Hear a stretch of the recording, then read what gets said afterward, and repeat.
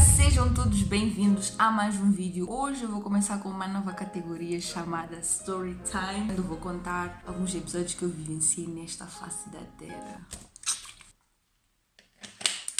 Vendo a história, eu literalmente pensei que nesse dia eu ia morrer. For real, eu não tinha esperança. Eu já tive um acidente de carro em que eu fui lançada, voei, saí do carro, me raspei. Só que esse dia não se compara a esse que eu vou contar agora. Porque no acidente eu perdi memória, não lembro de tudo. Mas aquilo que eu vou contar, eu lembro de tudo e de tudo e de tudo mesmo. Chega de trailers. Vamos voltar para o passado. Em 2007, eu tinha 9 anos, ia fazer 10 anos naquele ano. Eu estudava numa escola chamada SOS Herman Gemeiner, que se localizava em Lausanne. E eu vivia em Leni A. Da escola para casa e de casa para a escola eram 30 minutos. Na hora de ir para casa, na saída, né? Eu ia para casa com um grupo de colegas que eram meus vizinhos também. Ou ia para casa com o meu irmão. Ou ia para casa sozinha. E nesse dia, adivinha? Fui para casa sozinha. Eu fiquei a conversar.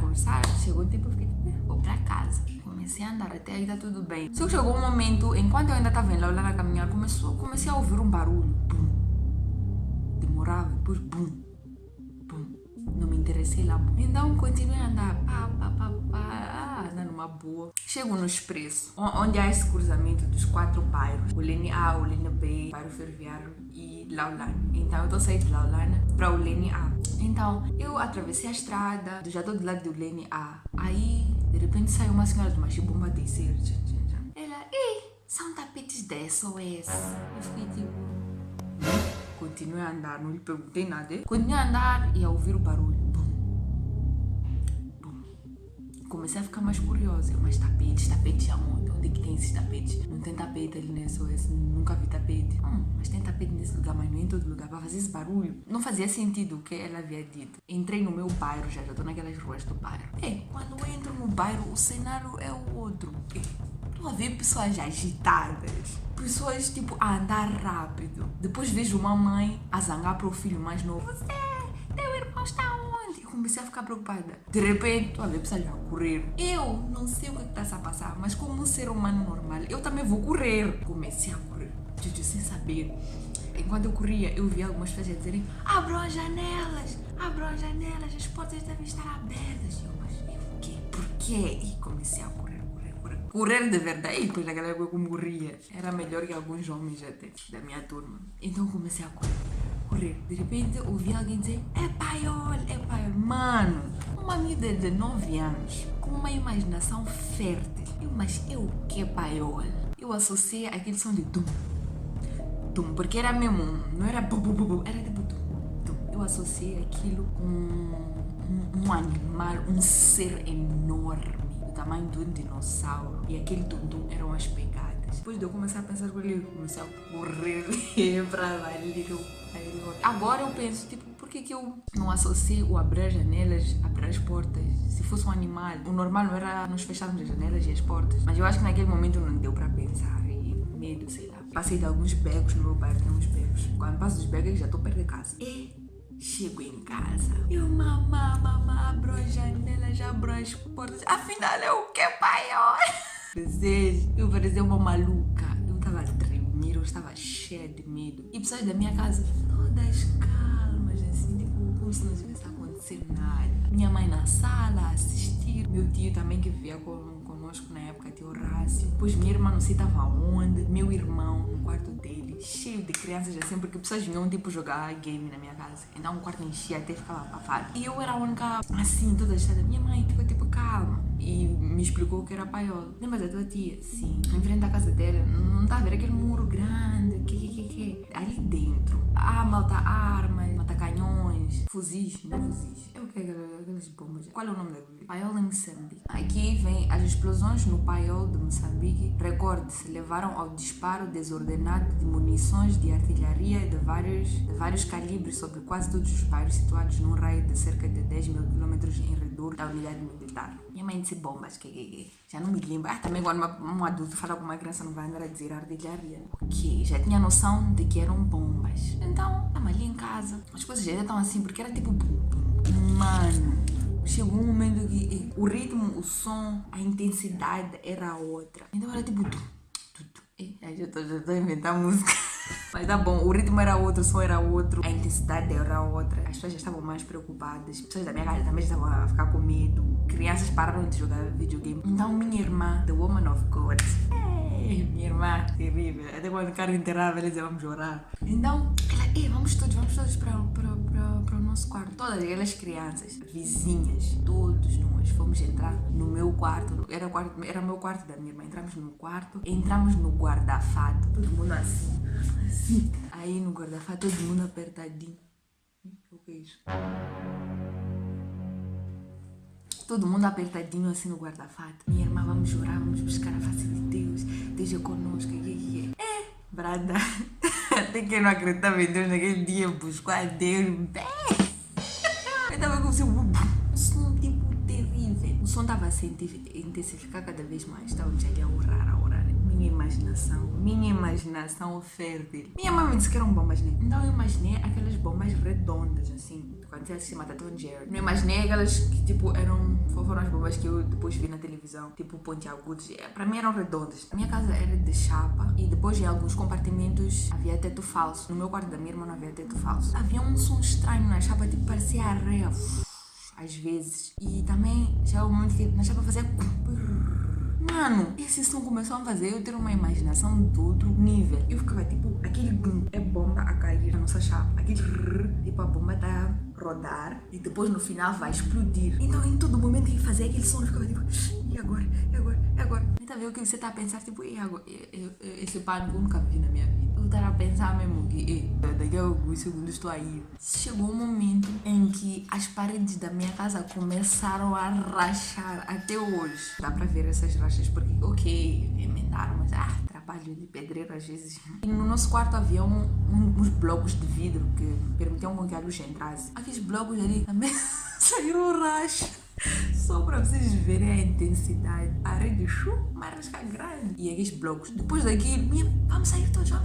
Claro, não vamos ficar no guarda-fato e a casa desmoronar, né, sobre nós. Eu não sei o que me deu, se minha mãe me disse para trocar roupa, porque quando era criança chegava em casa, trocava roupa do uniforme para roupa de brincar. Então, não sei o que me deu, se minha mãe mandou ir trocar roupa ou o quê. Aquele vucu. Eu coloquei o calção, a blusa estava na minha mão, mas não sei, com aquele medo e a casa tipo a se rachar e todo mundo já estava fora. Eu deixei a blusa sair. Mano, tô sem chinelo, tô sem blusa. Claro, eu era criança, não tinha saído manga, não tinha saído de seios. Mas eu tava assim, de qualquer... Estávamos em frente da casa, eu já tinha medo de entrar e buscar a blusa. E a rua não é muito larga, ficamos ali, começamos todos a nos deslocar para a rua 16, 17, porque a rua era mais ampla. Caso nós víssemos uma bomba, naqueles segundos iríamos nos direcionar para um lado. Se o muro caísse, não ia cair em cima de nós. Esse foi o raciocínio. Então vamos para lá. Estamos ali, chegou um momento que uma multidão, essa imagem tem na cabeça de hoje, uma multidão de pessoas aglomeradas a correrem,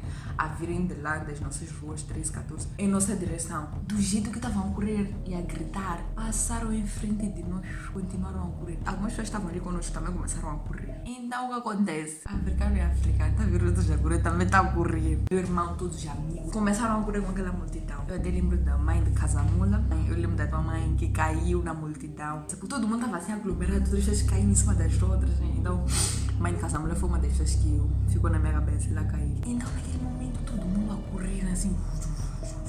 Eu tô a ver meu irmão Cone a correr. Eu e Cone, que temos uma relação muito próxima, que eu imitava muito a ele, sei lá. Eu também queria começar a correr. Quando eu tô pra correr, minha mãe me pega. Você não vai pra lá, dona? Me pegou naquele dia, mordi minha mãe do jeito. Vocês não estão apanhando. Comecei a morrer, me deixa, eu quero ir com meu irmão, me deixa. E mordi, nunca pedi desculpa. By the way, mamãe, desculpa. Já passou muito já. Eu, não, minha mãe que é forte me pegou, conseguiu me pegar, meu irmão foi embora. Depois me largou, eu já não sabia meu irmão estava onde, tudo, aquele aglomerado já havia desaparecido, não sabia para onde eles tinham ido. Eu creio que nesse momento minha mãe começou a ficar preocupada também, tipo, para onde é que foi meu filho? Naquele dia eu estava super zangada. Se fosse para morrer, eu ia morrer zangada. Zangada porque, número 1, eu estava tipo John, se eu fosse minha mãe, ia meter roupa no carro, meter água, viajarmos para Goba, irmos ficar lá no mato, enquanto essa situação aqui se resolve. Então eu estava muito zangada porque ele não tomou essa decisão. Claro, não vai viajar daqui para aqui, viajar não é brincadeira, tem combustível, tem que ter comida, etc. E também viajar sem você saber se lá também está pior. Nós não sabíamos para onde é que as bombas estavam aí. Quem sabe a caminho de lá, iríamos ser atingidos. Mas naquele momento eu estava super zangada, tipo, John, vamos morrer porque uma pessoa negou de levar carro. Porque olha, eu acho que dessa ideia da minha mãe. Tipo, vamos para a Goba. Dona Hilda chegou, mina, não tá sala Colombo. Número 2, estava zangada porque ela não me deixou ir com o meu irmão, não me deixou fugir. Ficamos ali, eu zangadinha já. Chegou um momento que minha mãe aparece. Patrícia, não queres refresco? Como tem barracas? Outras pessoas começaram a beber, pessoas. Vamos morrer. Mas estava a morrer, tipo, a beber ou a conversar. E perguntou, queres refresco? Eu fiquei tipo, mas como é que eu vou querer refresco sabendo que eu vou morrer agora? Tipo... Ela, se não queres 10, compro bebida. As coisas não estão a melhorar, as coisas estão a piorar. A intensidade, o ritmo, tudo, o ruído. Mais pessoas já passarem da zona a correrem. Vocês estão a ficar aqui porque vamos, mas ir para onde? Enquanto a multidão está a correr, nós já conseguimos ver bombas assim. Tipo, tem uma mãe, também não sei da minha cabeça, que eu estou a ver bombas assim. Uma das coisinhas a virem. Eu dizia, agora is the end. Acabou minha vidinha, pregou os meus 9 anos, meu Deus, já era, game over. Pessoas já correrem para o outro lado. Enquanto vocês estavam a correr para lá, uma bomba passou, não ouvi meu aparecer, assim a passar, passou mais do lado, não de cima, para aquele lado. Pessoas que estavam a correr para lá começaram a correr de volta, era uma confusão, aí já estavam desorientadas naquele nível, eu não sabia por onde iam correr. Não sei se essa que eu vi naquele momento foi essa que caiu numa escola, uma Valani B, perto da minha casa. Parece que caiu e não explodiu. Tem uma outra que caiu na 12 de outubro, que é mesmo perto da minha casa, mesmo perto. Essa aí também parece que não explodiu. Quer dizer que nós realmente sentimos a intensidade. Acho que só foram essas duas que caíram, na verdade, perto de nós. Mas o pânico, o terror, o barulho, e não sei, eu só sei que aquele dia foi aquele dia. Continuando. Chegou um tempo que as coisas começaram a amenizar e começou também a escurecer. Voltámos todos para em frente das nossas casas. Aí estávamos a conversar, ainda ouvíamos tipo, mas já estava um bocadinho distante. As crianças aqui sentadas na barraca a se contar onde é que eles estavam quando começou, cada um a contar tipo, o que é que fez, o que é que pensou. E eu ali preocupada com o meu irmão. Então na minha casa abriram os portões, puseram cadeiras. Então todos os pais daquelas crianças que brincavam com o meu irmão estavam todos ali sentados a conversar. Tipo, e agora as crianças onde é que estão? Estavam todos preocupados. Minha irmã me chamou para jantar, então eu estava ali no chão a jantar. E quando estava a assistir telejornal, aí é que eu tive noção da gravidade das coisas. Pessoas chegavam no hospital sentadas, sem perna, sem braço. Nem fechavam a imagem, mostravam literalmente sangue. Depois eu lembro de uma imagem que tinha um carro de bagageira, depois tinha uma pessoa queimada assim de coisa. Eu achei meio desumano da maneira que lhe puxaram das pernas. Ok, que já morreu, já queimou, já não está ali, mas temos que ter respeito também. Então ali que eu tive noção também das mortes e de pessoas que estavam feridas. Comecei a ficar mais preocupada com o meu irmão, onde é que ele está. Depois passamos para o quintal, o estresse ainda estava ali, nós estávamos todos preocupados. De repente, meu irmão e os amigos voltaram e então estamos ali, aquele momento de nos abraçamos, vocês estavam onde? E meu irmão também emocionado, ele disse, eu pensei que vocês tivessem morrido. Meu irmão e a gangue deles correram e passamos de esquelene, foram dar em Machaqueno, onde minha mãe tem um estabelecimento e lá tem um moço. E meu irmão pediu para esse moço ligar para minha mãe e estava a dar tipo tim. Então meu irmão disse que naquele momento ele pensou que ele já não tinha família, que todos já havíamos morrido. Tá vendo? Cada um teve impactos diferentes, histórias diferentes. Então nós ainda estávamos a ouvir bum. Então chegou um momento que minha mãe disse, eu vou buscar minha irmã e teus primos. O quê? Mamãe não vai. Você já sobreviveu e você quer se meter aonde? Não vai, minha mãe não, minha irmã. Meu coração não estava bem porque minha mãe pegou o carro e foi. Depois de um tempo, minha mãe voltou com minha prima Faiza e meu priminho Júnior. Ele me tomamos banho, a rirmos, que estávamos todos bem. Não sei depois de quanto tempo nós voltamos à escola e quando estávamos na turma, de repente, bum. Mano, você tá vendo alguém que já tem trauma daqueles sons, de tudo que vivenciou, ou voltar a ouvir aquele... No meio da aula comecei a chorar. Pessoas também estavam a chorar, mas éramos poucos a chorar. Outros, mas estão a chorar o quê? Você não viu bomba. Na tua casa não se rachou parede, não se rachou bloco de vidro. Você não ficou com medo que tua mãe foi buscar tua prima e podia ser atingida. Você não ficou com medo de onde está teu irmão, todas aquelas trauminhas ali, você não viveu. Um grupo de pessoas vieram mesmo, tipo, minhas amigas, alguns colegas, tipo, não chora. Eu estava a chorar porque eu ficava tipo, não, de novo, voltar a vivenciar a mesma coisa, de novo, escapar de novo, talvez. Me acalmaram, sei lá, aula, depois vimos na televisão. Não sei depois de quanto tempo desativaram. No dia que desativaram aquelas bombas ou tiraram dali, eu fiquei muito feliz. Eu tipo, nem nunca mais. Mas eu não vou mentir, eu fiquei com um trauma de sonhos. Nós viemos em um Milênio. Do jeito que a nossa casa estava localizada, não era muito distante também do aeroporto. Então sempre a passar voos. Voos quando eu passo naquele todo... E aquilo me lembrava as bombas, tinha um bocadinho de similaridade. Então sempre que eu vi, meu coração batia. Por muito tempo, não sei se passou um ano, 2, para eu realmente voltar a ter sossego dentro de mim. Tipo, não é nenhuma bomba. Só por causa daquele dia, só por causa daquelas horas. Eu comecei a imaginar esses que vão para a guerra, quando eles voltam. É a minha depressão de terapia, porque depois de sobreviver aquilo ali, para a tua vida voltar a ser normal, não é fácil. Eu já assisti documentários também, em que há pessoas que às vezes precisam de cães, começam a ter sonhos de noite, etc. Essa história é de 2007, né? E já passou muito tempo e é uma coisa que me marcou muito. Eu estava a rir, né? E não queria... não acredito.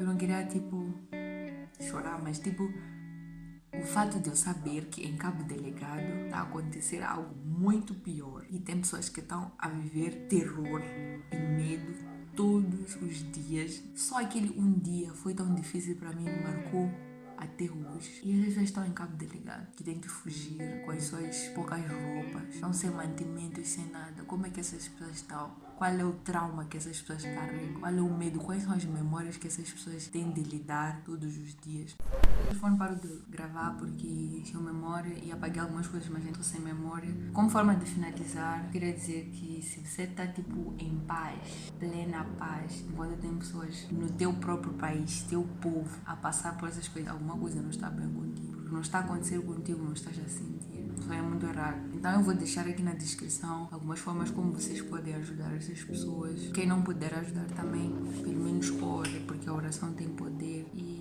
é isso. Gostem, comentem, subscrevam-se e